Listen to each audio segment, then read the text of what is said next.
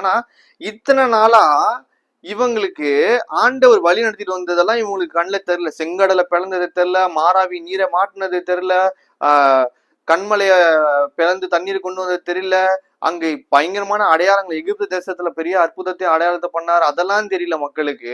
இப்போ இவங்களை வழி நடத்த ஒரு இது வேணுமா, தெய்வம் வேணுமா? அப்போ இங்கதான் புரிஞ்சுக்கொள்ளும் பிரியமானவர்களே, மனுஷன் விசுவாசி எப்படியா வேணா இருக்கலாம். விசுவாசி என்னவா இருப்பான், எப்படி வேணா இருப்பான். ஏன்னா அவன் ஒரு பல தரப்பட்ட இடத்துல இருந்து வருவான், நிறைய கம்யூனிட்டில இருந்து வருவான், நமக்கு தெரியாது அவன் எப்படிப்பட்டவன், என்ன ஃபெய்த்ல இருக்கான், என்ன வேணா இருக்கட்டும். ஆனா சபை போதகர், மெய்ப்பன், ஏன்னா இங்க மெய்ப்பன் உள்ளதான் யாரு கொடுத்திருக்காங்க? ஆரோனுக்கு கொடுத்திருக்காங்க. ஏன்னா அந்த மந்தையை மேய்த்து கொண்டு வரணும். மோசே ஒரு பெஸ்ட் எக்ஸாம்பிள் மெய்ப்பர்ல.